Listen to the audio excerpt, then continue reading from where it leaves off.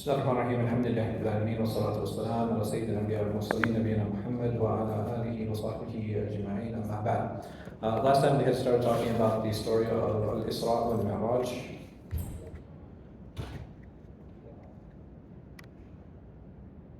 And what were some of the major takeaways that we took from that story? Or why is it important? Why did the Prophet Muhammad ﷺ relay that story to us?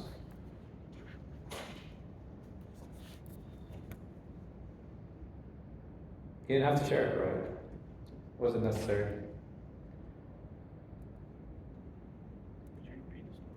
Repeat the story? Oh, it's a long story. Is you trying to summarize? You trying to stall? So the story is about the Prophet Muhammad ﷺ being taken from Masjid al-Haram to Masjid al-Aqsa, and then from Masjid al-Aqsa he was taken through the 7 heavens, and at each heaven he met a different prophet, right? In the last heaven he met who? Which prophet? The last one? Last one. Ibrahim. Right, it was a little bit of a trick question. He met Ibrahim alayhi salam. And where did you see Ibrahim alayhi salam? Where he was laying against Bayt Right, he was leaning against the Bayt al-Ma'mur, right, which is the equivalent of the Kaaba in paradise. And then he sallallahu alayhi wasallam, he went to Sidratul Muntaha. And even Jibreel said that you're going to a place in a space that even I cannot enter.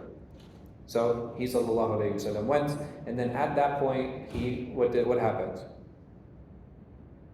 After he got past Sidratul Muntaha. He spoke he spoke to Allah subhanahu wa ta'ala. He spoke to Allah subhanahu wa ta'ala, then what did he do? And what did Allah obligate at that time? Prayers? The prayers, right? So the 5 daily prayers were obligated at that time. In what way? 50 prayers. 50 prayers, right? 50 prayers. So how come it didn't stay 50 prayers? Because of Musa salam told him that I know people, they cannot do it. Right, so Musa alayhi salam, he said, listen, I don't think your ummah, your people can do that. Go back and ask Allah subhanahu wa ta'ala to make it less. And this happened a number of times until finally, right, he felt shy from going back, because Allah subhanahu wa ta'ala, and the last time that he had spoken to Allah subhanahu wa ta'ala, what did Allah tell the Prophet sallallahu alaihi wasallam? He said that it's 5, but you get the reward of 50. You get the reward of 50. So he went back, and because even with the 5, Musa was like, he's like, no, that's too much. And then he said, well, that's tahiyat. Yeah, he said that I'm shy to return back to my Lord after he gave the reward equivalent to 50. Okay. So what were some of the benefits of that story? Or what are some of the benefits that you took away from that story? Or you took away 0 benefits. Right? The Prophet ﷺ, he's relaying this for a reason. He's telling us this miracle for a purpose. And we had said before that the miracles of the prophets are for who?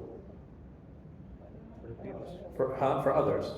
And the miracles that happen to individuals are for who? For themselves. For the individual themselves. Good. So he sallallahu alaihi wasallam, he's sharing this miracle to us, to the ummah, for us to increase in our iman and increase in our yaqeen. How? What are some elements here that should help us increase in our iman and our yaqeen? Iman and faith. Okay, believing in the ghaib. Good. What else? What are some other takeaways? That Allah honored Prophet Muhammad. The honor that the Prophet ﷺ was given in what way? He spoke with Allah. Right, so he was honored by speaking to Allah subhanahu wa ta'ala. Excellent. Yeah. What else? Because there's only one other messenger that was given that honor of direct speech. Musa alayhi salam. But this was different because Prophet Muhammad, peace be upon him, went to. So yeah, that was on earth, and this was in paradise. Ahsan. Good. So these are different ways that he was honored. Not just that, the position that he sallallahu alaihi wasallam was taken. He was taken past many of the prophets before him, and even the place that even Jibreel himself said what? He's like, this is as far as I can go. So this shows the honor and the closeness and the proximity that he sallallahu alayhi wa sallam had to Allah subhanahu wa ta'ala. Like what else?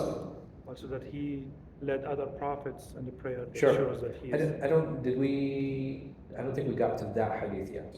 You're right, but I don't think we got to that hadith yet. Yeah, I was not in the last class. Yeah, okay. I was in the second session. Okay, where we No talk problem. about Riyah. Yeah. Khalas, inshallah. But we haven't gotten there yet. But it will come. Yes.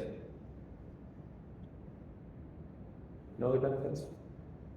I mean, I think that's great that we took away for the status of the Messenger sallallahu alayhi wa sallam. What else? Belief in the ghaib. It's interesting how Sayyidina Musa was one of the prophets that said, So it is interesting. So why Musa out of all the other prophets? Because he was the only prophet who would negotiate a lot. He would ask for more and more. So why? Why was Musa how come he didn't have that shyness to ask? Like he passed by Ibrahim, right? Then he'd have to pass by. He happened to stop at Musa. Otherwise, he would have stopped by other prophets as well. And we don't have anywhere in the story that the other prophets stopped him on the way back down, right? They just all gave him salam on the way up. And then we have Musa actually stopping him on the way back. So it is interesting that Musa would be the one to stop him. And why do you think that is? And there are other narrations about Musa, right? So on Yawm al-Qiyamah, everyone will fall and pass out. And then the Prophet ﷺ, he said that I will be the first to awaken, and I will see who awake in front of me. Huh? Yeah. Who? Musa. Okay, good. Right? So he said, I'll see Musa in front of me. Good. Like I saw that Musa was the only one that was awake. So he does have a unique position. What else? Why him though? Why Musa? Because after Prophet Muhammad, peace be upon him, he has the largest ummah. Right. So the ummah of Musa is probably that's a tough one, right? Because even logistically, if you just look at raw numbers today, who from the Abrahamic faiths, which one has the largest following? But after when Prophet Muhammad came, anyone who is following any other prophet is invalid, right? Absolutely, there's no doubt about if that. Somebody is like Christian. So you're talking about up until the death of Musa alayhi salam, or for Musa up until the coming of Isa, right? Yes, right until the coming of Isa, and for Isa until the coming of Muhammad sallallahu alayhi wa sallam. Okay. So these are the ones that were not Muslim, right? They didn't accept Christianity with Isa, and they were within that window. Good. And Isa alayhi salam, did he have a large following to deal with during his prophethood and messengership? No. No, not really. Right. Lots of miracles. Right? There are a lot of miracles, no doubt about that. But even with those miracles, he didn't gain a huge following. And not only did he not gain a huge following, most of the people they wanted him to be executed. Right? So he had a tough messengership, alayhi salam.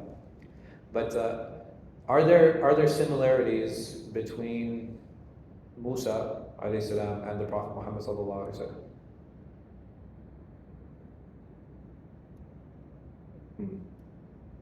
Yes, like. I think the people that he dealt with were argumentative. Okay. Well, I don't think the companions were problematic. He seemed to have a hard time. Right. So that's actually an excellent point. The fact that Musa alayhi salam, when he talks about his ummah, because what is he basing his information off of? He's like, hey, listen, I don't think your ummah is going to be able to handle that. Why? Based off what? Right. His own personal difficult experiences that he had with Bani Israel. Which is why at the last time, the Prophet ﷺ, how come he didn't feel a need to go back again? He said, yes, I'm shy. But had there been a need to even lessen it, would he ﷺ have gone back? Yeah, absolutely. Right? Like if he agreed with Musa, then he definitely would have gone back. So he felt in that position that his ummah is what? that's able to, right? They're more patient, they're more forbearing, they can handle more of this worship than his.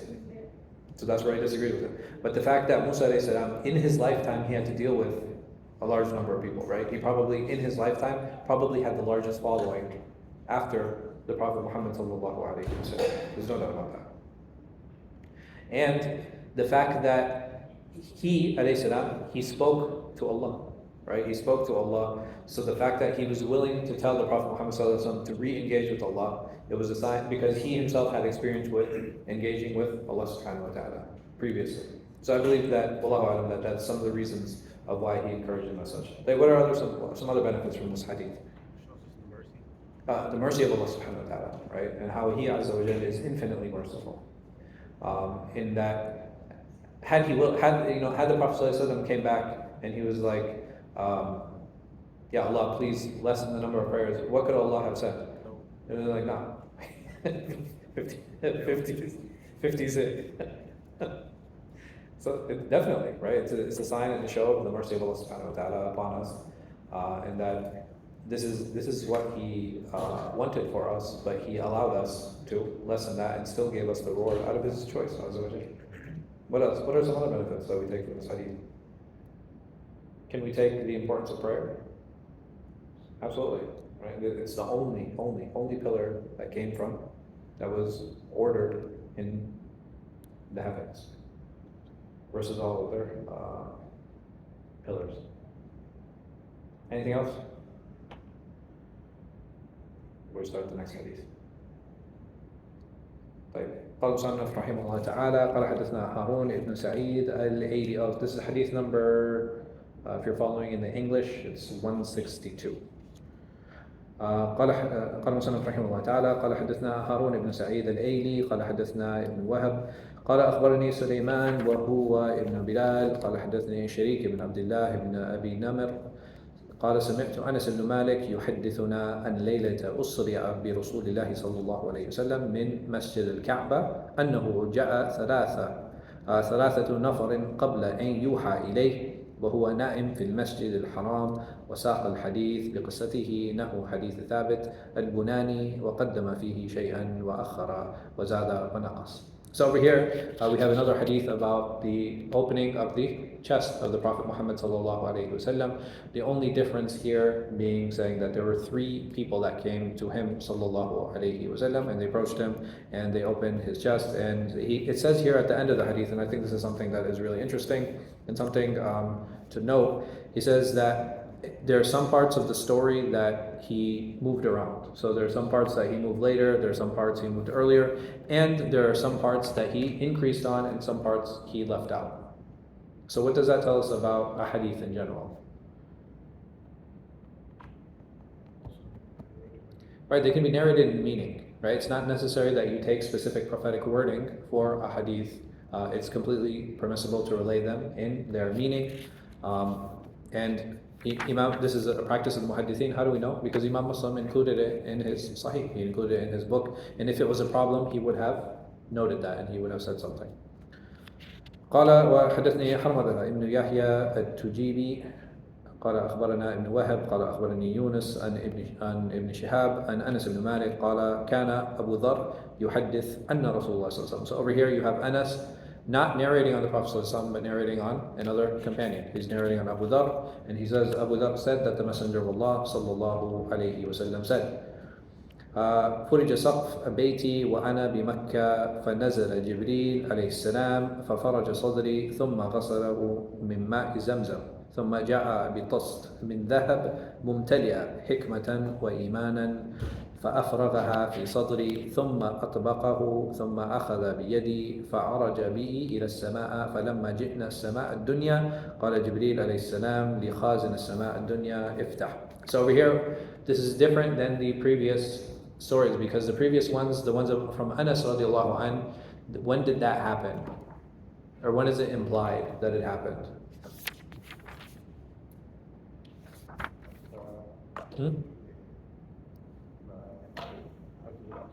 After praying the other prophets. Right, so over here, it seems like this happened before Isra al-Miraj. right? So in order to prepare him, sallallahu alaihi wasallam, it would appear here that his chest was opened and his heart washed before they even went to Isra al Miraj. In the other hadith of Anas that mentioned, when did they say that it happened? It said the Prophet ﷺ, he was playing with children. Second. Right? Was the second one or the third one? I don't remember. The second one, okay.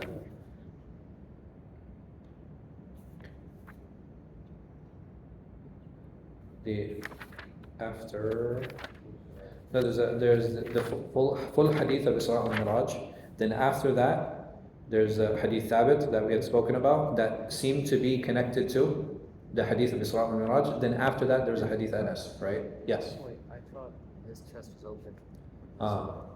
When he was little. So if you look at the third hadith in the chapter that Imam Nawawī placed, over here it says that وَهُوَ يَلْعَبْ مَعَ الْغِلْمَانِ. So أن الرسول صلى الله عليه وسلم أتى جبريل وهو يلعب مع الغلمان فأخذوا فسرعه فشق عن قلبه. So over here it sounds like that he was playing amongst children, meaning he himself was a child. فاستخرج القلب فاستخرج منه علقة فقال هذا حظ الشيطان ثم غسل في كسر الذهب وجاء الغلمان يسعون إلى أمه يعني الذئر فقالوا إن محمد قد قتل. Right, so over here it seems like this would be two events. This happened twice. It happened when he was young, and the second time it happened was when? Isra al-Miraj. And what is the difference between these two stories? Because this narration is also kind of long, but I want to stop at this point here. What is the difference between the first time that Jibreel came and the second time here? First time they took a piece out. Right, they took a piece out from the heart, and the second time, it's not mentioned. Right, it's not mentioned. Why? Because it already had been removed previously. So it says here, خُرِجَ السَّقْفَ بَيْتِي وَأَنَا بِمَكَّةٍ. So over here, he sallallahu alayhi wa sallam was saying that his roof was opened.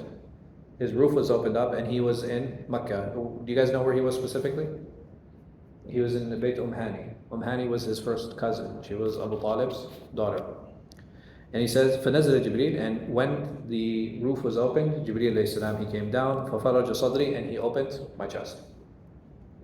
ثم غسله من ماء زمزم. And he washed it with Zamzam. ثم جاء بطست من ذهب ممتلئة حكمة وإيمان. He said, and then he came with a container. He came with a container. He said, and in this container he saw wisdom and belief, iman and hikmah. فأفرغها في صدري. And he poured it into his chest. ثم غسله من ماء زمزم. فأفرغه من صدري ثم أطبقه. Then he closed it. ثم أخذ بيدي فعرج بي إلى السماء. And then he took me by my hand and he took me to the seven heavens. How is this different than the previous story? There's a big difference here. Right? The other one was from Bayt al-Maqdis. Over here, it sounds like he's taken up directly from Mecca. فَلَمَّا جِئْنَا السَّمَاءَ الدُّنْيَا قَالَ جِبْرِيلُ عَلَيْهِ السَّلَامُ لِخَازِنِ السَّمَاءِ الدُّنْيَا. So he said that when we reached the lowest heaven, Jibreel, he said to the caretaker or the gatekeeper, افتح. He said, open. قال من هذا? He said, who is this? قال هذا جبريل. He said, this is Jibreel. قال هل معك أحد? He said, is there anyone with you? قال نعم. He said, yes. معي محمد. With me is Muhammad صلى الله عليه وسلم. قال فأرسل إليه. He said, was he sent for? قال نعم. He said, yes. فافتح. قال, and it was the door open. قال فلما علونا السماء الدنيا فإذا رجل عن يمينه أسودا. He says that, and then when this was opened up, and we raised and we went into this heaven, on the right of the gate there was a man who was a dark man. وَأَنْ يَسَارِ أَسْوِدًا. I'm sorry, there were a group of people on his right and a group of people on his left. قال فإذا نظر قبل يمينه ضحك. And he said that basically there was a man who was standing, and on his right there were a group of people, on his left there were another group of people, and every time he looked to his right he would smile, and every time he would look to his left, وإذا نظر قبل شماله بكى, that he would cry. فقال مرحبا بالنبي الصالح والابن الصالح. So over here he said, welcome to the noble prophet, the noble son. Right? So who do you guys think is speaking here? Adam alayhi salam. قال قلت يا جبريل. He said, "Oh Jibreel, man hada? Who is this?" قال هذا Adam alayhi salam. He said, "This is Adam." So the Prophet asked, he's like, "Who is this?" He said that this is Adam. وهذه الأسودة عن يمينه وعن شماله نسم بنيه. He says over here that these people on his left and on his right are his progeny. فأهل اليمين أهل الجنة. And he said the ones on his right are the people of paradise. والأسودة التي عن شماله أهل النار. And those that are on his left are from his children from the hellfire. فإذا نظر قبل يمينه ضحك. And this is why every time he would look to his right he would smile or he would laugh, and every time وإذا نظر قبل شماله بكى, that he would cry. قال ثم عرج بي جبريل حتى أتى السماء الثانية. He said, and then Jibreel took me, he raised, like we went up again until we got to the second heaven. فقال لخازنها. And he said to the gatekeeper, افتح, open. فقال له خازنها. And then the gatekeeper said, مثل ما قال خازن السماء الدنيا. ففتح. And he said it was similar to what was said in the previous gate. فقال أنس بن مالك. So Anas ibn Malik, he said, فذكر أنه وجد في السماوات آدم وإدريس وعيسى وموسى وإبراهيم صلوات الله والسلام عليه أجمعين. So he said that Anas ibn Malik, he mentioned the story, and from the prophets he mentioned were Adam, Idris, Isa, Musa, and Ibrahim, similar to the first hadith that we had mentioned. وَلَمْ يُثْبِتْ كَيْفَ مَنَازِلُهُم. But the difference here is that it was not mentioned in what station or what part of paradise they were in. Were they in the first, second, third, fourth, fifth level? غير أنه ذكر أنه وجد آدم عليه السلام في السماء الدنيا. Except in the lowest heaven he found Adam عليه السلام. وإبراهيم في السماء السادسة. And that he found Ibrahim in the sixth level, sixth heaven. قال فلما أمر جبريل ورسول الله صلى الله عليه وسلم بإدريس صلوات الله عليه قال مرحبا بالنبي صالح والأخ صالح. And he said also in another edition that when the Prophet sallallahu alaihi when Jibreel took him past Idris, then Idris gave him salam, or he greeted him saying that welcome to the noble Prophet and the noble brother. Right, they're very different from Adam alayhi salam, where he said the noble son. قال ثم مر فقلت من هذا. And when we passed by, I asked Jibreel, who is this? فقال هذا إدريس. He said this was Idris. قال ثم مررت بموسى عليه السلام. He said, and then we passed by Musa عليه السلام. فقال مرحبا بالنبي الصالح والأخ الصالح. He said, and welcome to the noble prophet, the noble brother. قال قلت من هذا. قال هذا موسى. He said, who is this? And he said, that is Musa. ثم مررت بعيسى. He said, then we passed by Isa. فقال مرحبا بالنبي الصالح والأخ الصالح. Welcome to the noble prophet, the noble brother. قلت من هذا. He said, who is this? قال هذا عيسى بن مريم. He said, this is Isa, the son of Maryam. قال ثم مررت بإبراهيم عليه السلام. He said, then we passed by Ibrahim عليه السلام. فقال مرحبا بالنبي الصالح والابن الصالح. He said, welcome to the noble prophet, the noble son. قال قلت من هذا. He said, who is this? قال هذا إبراهيم. So there are two prophets here that mentioned him and called him as their son. And who are these two? Adam, the first, and Ibrahim alayhi salatu wasalam. The rest of the prophets called him their brother. قال ابن شهاب وأخبرني ابن حزم أن ابن عباس وأبا حبة الأنصاري كان يقولان قال رسول الله صلى الله عليه وسلم ثم عرج بي حتى ظهرت لمستوى أسمع فيه صريف الأقلام. He says that he sallallahu alayhi wasallam was taken to a position so high that he heard the pens writing. Which pens is he talking about? What was being written? Fate. I'm sorry? Fate. Ahsant, good. Right, so the qadr was written in. Yes. Wasn't there a hadith where Sayyidina Musa and Sayyidina Adam were arguing? Sayyidina Adam said it was already written. Yes. So here you have levels to qadr. So right now, everything that has been recorded and everything that is written, this is put in which book? You guys know the name of the book? al-Lawh al-Mahfuz. I'm sure you guys are familiar with the term, or you've heard it before. So everything is recorded in al-Lawh al-Mahfuz, right? That's where it's recorded.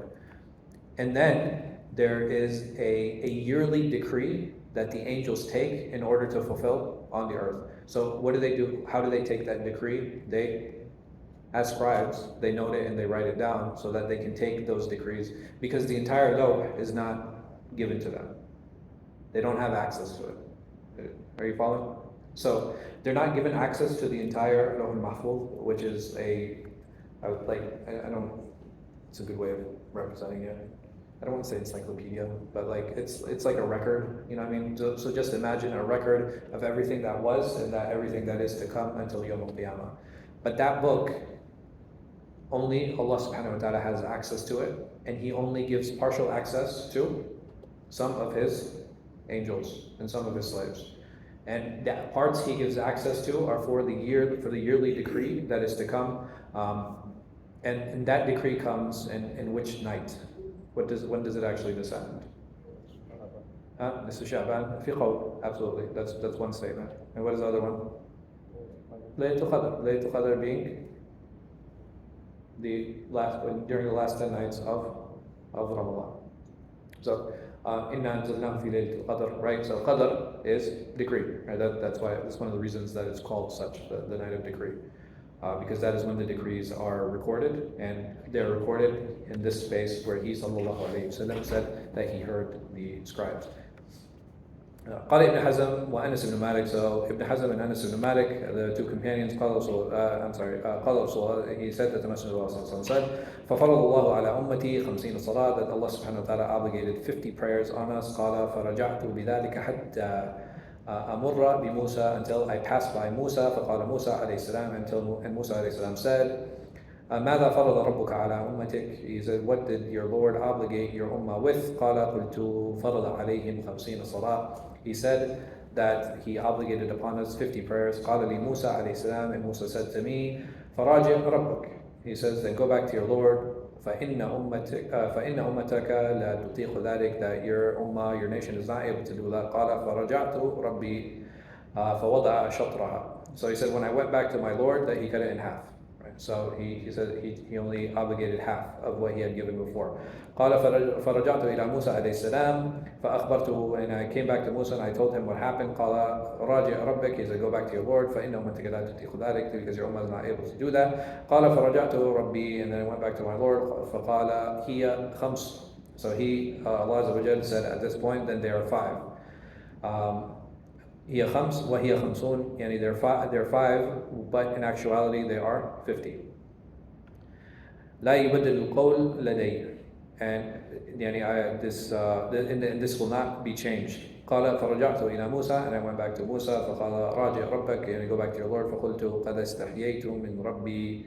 He said, I have become shy of my Lord. قال ثم انطلق أبي جبريل حتى نأتي سدرة المنتهى, and it was at this point that Jibreel took me until we got to the Sidratul Muntaha, or the low tree.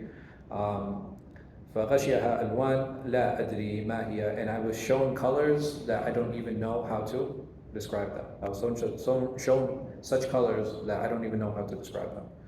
قال ثم أدخلت الجنة فإذا فيها جنابذ اللؤلؤ وإذا ترابها المسك. So over here he said that, and when we finally entered paradise, I saw that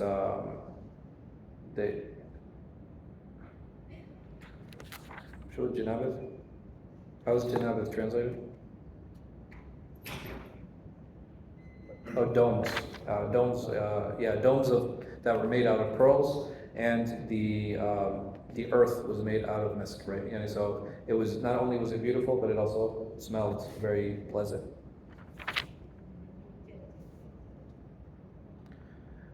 قال حدثنا محمد بن المثنى قال حدثنا ابن أبي عدي عن سعيد عن قتادة عن أنس بن مالك لعله قال عن مالك ابن صعصاع رجل من قومه قال النبي الله صلى الله عليه وسلم بين أنا عند البيت بين النائم واليقظان. So he sallallahu alayhi wasallam said that I was at home and I was about to fall asleep, right? So I was like halfway sleeping. إذ سمعت قائلا يقول أحد الثلاثة بين الرجلين فأتيت فانطلق بي. So he said that I heard someone say like there was someone from amongst, there are 2 people talking amongst 3, right? So there was somebody who was talking, فأتيت فانطلق بي. So they came to me and then I went with them. فأتيت ببسط من ذهب فيها من ماء زمزم, and I was brought, a container was brought to me that was full of Zamzam. فشرح صدري إلى كذا وكذا, and then he said that my chest was open, like such. قال قتادة, and Qatada mentioned فقلت للذي معي ما يعني. He said, what do you mean? So one of the narrators, he said, okay, it was open like this. He was like, what do you mean? What does that mean? قال إلى أسفل بطنه, يعني he said open like this, and he pointed to his chest. فاستخرج قلبي, and my heart was taken out. فغسل بماء زمزم, and it was washed with ماء زمزم. ثم أعيد مكانه, then it was replaced to its, it was put back in its place. ثم حشي إيمانا وحكمة, and then it was filled with iman and hikmah, with belief and wisdom. ثم أتيت بدابة أبيض يقال له براق, and then a white animal was brought to me that was called the براق. فوق الحمار ودون البغل, it says it was taller, it was shorter than a donkey but taller than a mule. يقع خطوه عند أقصى طرفه. فحملت عليه, he said, and then I was put onto it. I was put onto this animal. ثم انطلقنا حتى أتينا السماء الدنيا, and then it was on this animal I was taken to السماء الدنيا. I was taken to the lowest heaven. فاستفتح جبريل, and then Jibreel was he requested it be opened عليه السلام. فقيل من هذا, he said, who is this? قال جبريل, he said, it's Jibreel. قيل ومن معك, he said, who was with you? قال محمد صلى الله عليه وسلم, he said it was Muhammad. قيل وقد بعث إليه, he says, was he called for? قال نعم, he said yes. قال ففتح لنا وقال مرحبا به, he said welcome to him. وَلَنِعْمَ الْمَجِيءِ جَاءَ, he says, and that the best of people, or what an honored person has come. قال فأتينا على آدم, and then we came to Adam عليه السلام. وساق الحديث بقصته, he said, and then he brought the rest of the story about Adam. وذكر أنه لقي في السماء الثانية عيسى ويحيى عليهما السلام, he said, except that when he came to the second heaven he came across Isa and Yahya. وفي الثالث يوسف, and in the third Yusuf. وفي الرابع إدريس, and in the fourth Idris. وفي الخامسة هارون عليه السلام, Harun in the fifth heaven. قال ثم انطلقنا حتى انتهينا إلى السماء السادسة, and then we went to the end, or the edge of the sixth heaven. فأتيت على موسى عليه السلام فسلمت عليه, he said, and when I got to Musa I gave him salam. فقال مرحبا بالأخ الصالح والنبي الصالح, he said welcome to the noble brother, the noble prophet. فلما جاوزته بكى, he said, and when I passed by him he cried. فنودي ما يبكيك, and it was asked, what is it that makes you cry? قال يا رب هذا غلام بعثته بعدي, he said that this servant you sent him after me. يدخل من أمتي الجنة أكثر مما يدخل من أمتي, is that, and there will be more of his nation that enter paradise than mine. قال then he said ثم انطلقنا حتى انتهينا إلى السماء السابعة, then we went until we reached the end of the seventh heaven. فأتيت على إبراهيم, until we got to إبراهيم عليه السلام. وقال في الحديث وحدث نبي الله صلى الله عليه وسلم أنه رأى 4 أنهار يخرج من أصلها نهران ظاهران ونهران باطنان. He said, and at this point the Prophet ﷺ mentioned that he saw 4 rivers. He saw 4 rivers. 2 of them he saw where they were coming from. He said, and 2 of them the source was hidden from him. فقلت يا جبريل, he said, أو جبريل ما هذه الأنهار? He said, what are these rivers? قال أما نهران الباطنان فنهران في الجنة. He says, as for these 2 hidden rivers, then they are the rivers of paradise. وأما الظاهران فالنيل والفرات. He says that as for these that are apparent, that it is the Nile and the Euphrates. ثم رفع لي البيت المعمور. He said, and then I was taken up and I was brought to البيت المعمور. فقلت يا جبريل, and I said, يا جبريل ما هذا? What is this? قال هذا البيت المعمور. He says that this is the sacred house. يدخل كل يوم 70,000 ملك. He says that every day 70,000 angels enter it. إذا خرجوا منه لم يعودوا فيه آخر ما عليهم. He says that they continue to enter, and once they enter, or once they exit, they do not come back. ثم أتيت بإناءين أحدهما خمر والآخر لبن. He said, then I was brought 2 vessels. One of them had wine and the other one had milk. فعرض عليه فاخترت اللبن. He said, and then when they were both shown to me, I chose the milk. فقيل أصبت. He says that you have chosen correctly. أصاب الله بك, that Allah has allowed you to choose correctly. أصاب الله بك أمتك على الفطرة, is that Allah subhanahu wa ta'ala has guided your nation, or corrected your nation and brought them to the fitra, to the natural state. ثم فرضت علي كل يوم 50 صلاة, and then 50 prayers were obligated upon me. ثم ذكر قصتها إلى آخر الحديث, and he mentioned the story to the end of the hadith. So there's some differences in some of these stories, right? What are some of the differences that stand out? The details, one is more detailed. Right. So some of the stories are a little bit more detailed than others. Some of the stories are a little bit less detailed. Some of them mention the Buraq. Some of them just mention Jibreel alayhi salam taking him up. Some of them don't even mention Bayt al-Maqdis, right? Right? Some of them just talk about going straight to Jannah. Some of them talk about his chest being opened and his heart being washed. Some of them don't mention it at all. Some of them, they mention it with the story of when he was young, right? And how his heart was washed and then there was a piece of flesh that was removed from that. What is Imam Muslim doing here? Why mention all of these? Why mention all these differences? Why not just choose the strongest story with the most detail, which is what he's done before, right? He wrote that first. Right? He would always do that first. And over here, the longest and the most detailed story is the first one in this series of hadith. And then he starts bringing all of these different narrations. So how should I deal with them? I think all narrations are correct. One is like giving very summary of what happened. Okay. One is very detailed. Okay. There's no right or wrong. Okay. Zain, good. So over here, basically, we take the most complete story, which is the first one, and then what do we do with the rest of these ahadith? We can place them, right? We can use them as collaborative support, and we can take the details that are included in those ahadith, and the ones that are later that don't mention Bayt al-Maqdis, or some of them mention the Buraq, some of them don't mention the Buraq, some of them mention the opening of the chest, some of them don't mention the opening of the chest, and we can kind of use those to fill the gaps that are in the previous hadith, or the ones that give us more information. Are there any hadith here that contradict each other yet? No, right? Some of them just mention things, and some of them don't mention things. And even Imam Muslim, he makes ishara to this, or he indicates this in one of the earlier hadith, right? وَزَادَ وَنَقَص وساق الحديث بقصته إنه حديث ثابت البناني وقدم فيه شيئا وأخر وزاد ونقص. Right, so he says that there are some hadith here that basically indicating the hadith that are about to follow. Some of them are going to mention more, some of them are going to mention less, some of them are going to take parts of the story, they're going to move them later, and some of them are going to make them earlier. قال حدثني محمد بن المثنى قال حدثنا معاذ بن هشام قال حدثني أبي عن قتادة قال حدثنا أنس بن مالك عن مالك بن صعصاع أن رسول الله صلى الله عليه وسلم قال فذكر نحوه وزاد فيه. So over here, similar to the previous hadith that we've spoken about, except that he added فأوتيت ببسط من ذهب ممتلئ حكمة من إيمان, that a vessel was brought that was made out of gold that was full of hikmah and iman. فشق من نحري إلى مراق البطن. So basically from he sallallahu was saying from here to here, his chest was opened. فغسل بماء زمزم, and it was washed with ماء زمزم. ثم ملئ حكمة وإيمان, and then it was filled with hikmah and iman.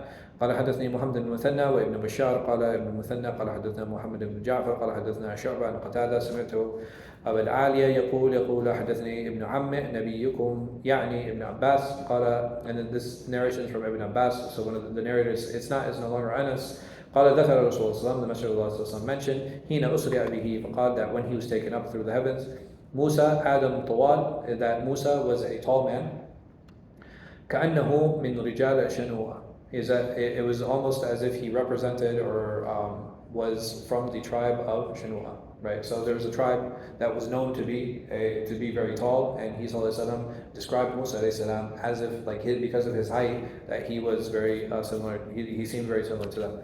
قال عيسو جعد مربوعة وذكر مالك خازن جهنم وذكر الدجال. So over here you have a couple more. The problem with this hadith of him being Jad Marfu'a, I think Bukhari, he actually denies it.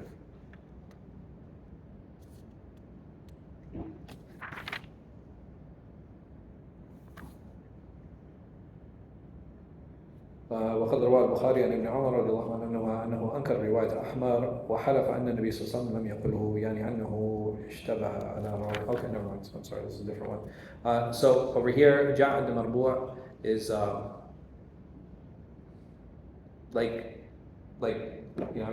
very not heavy set, but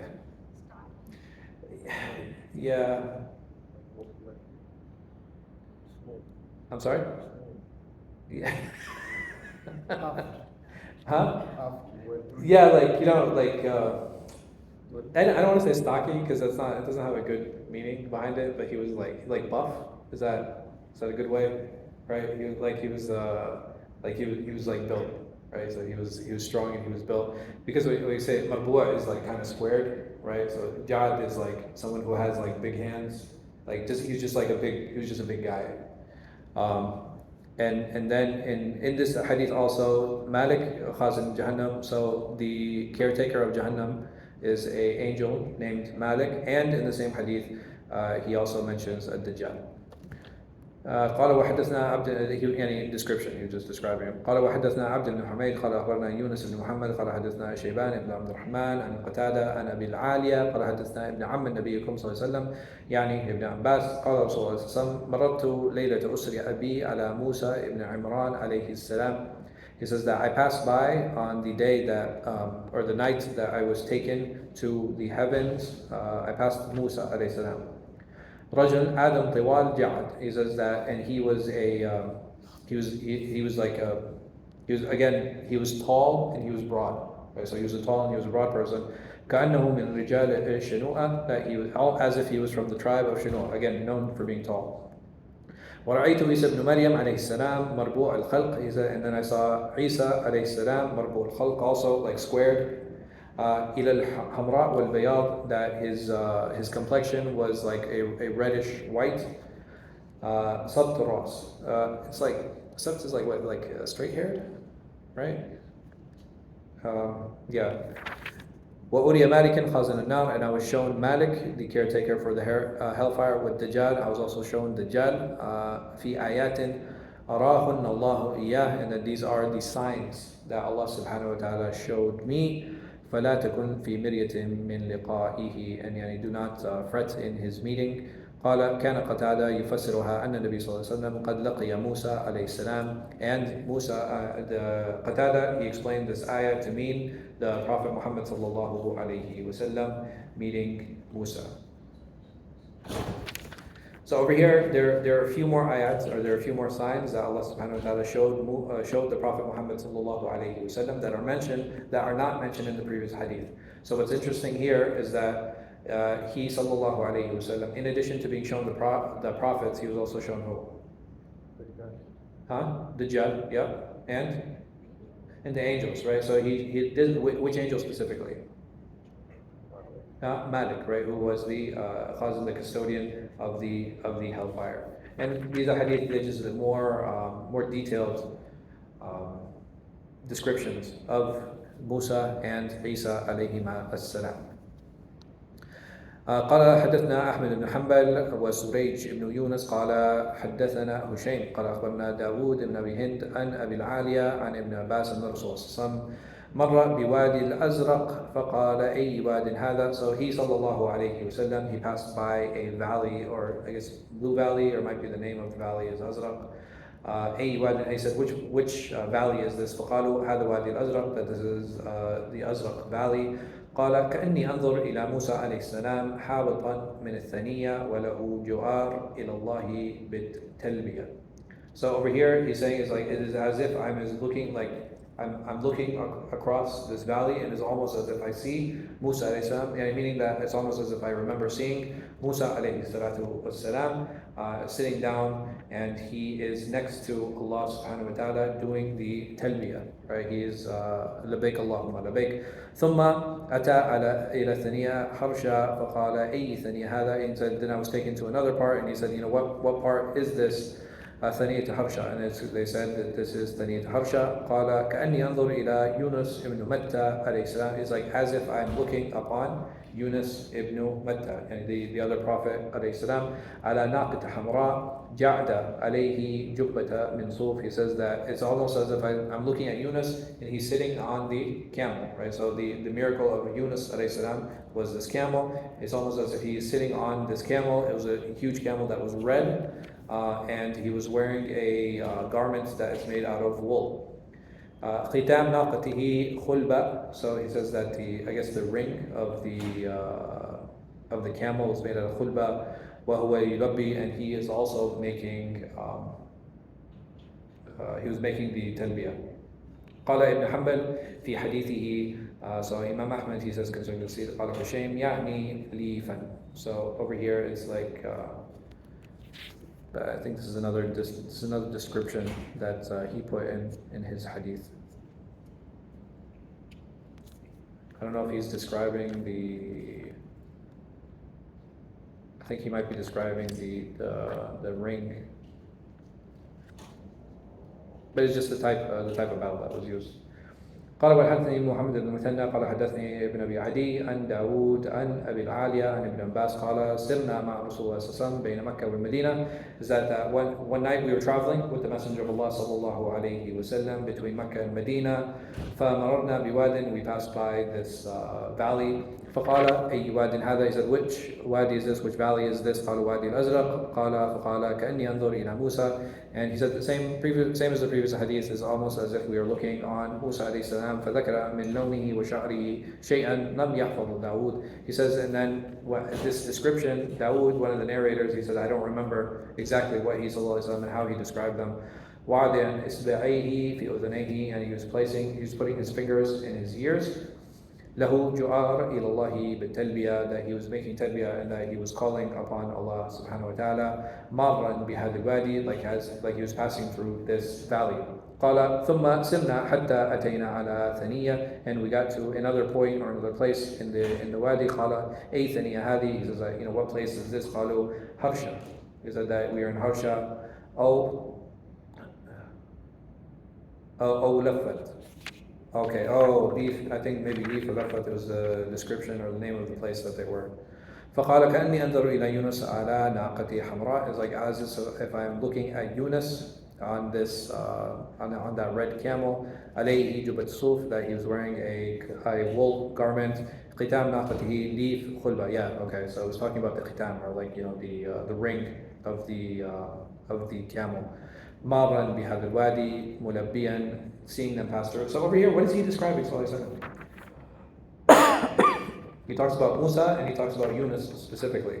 He says that they're passing through this place, they're passing through this space, and they see it's he sallallahu alaihi wasallam. He's like, man, as we're passing through this valley, it's almost as if I see Musa and it's almost as if I see Yunus doing what? And he said they're both making talbiyah. They're saying labbaik Allahumma labbaik. Indicative of what? They're making hajj. Right? They're very clearly. Meaning that this valley that they're passing through, that these are valleys that what? That Musa and Yunus actually passed through in order to make hajj. Telling us also that the previous nations also, what? They also performed hajj.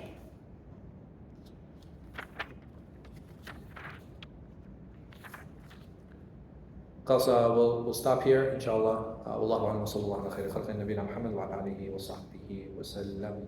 Inshallah, we're going to be having a Fiqh of Ramadan program tomorrow at 6:30. So from 6:30 to 9, 6:30 until Salat al-Isha, and then after Salat al-Isha we'll continue. The program, inshallah, will be here in the courtyard. We encourage everyone to attend. Jazakallahu khair. Wa sallallahu ala khayri khalqi nabiyina Muhammad wa ala alihi wa sahbihi wa sallam.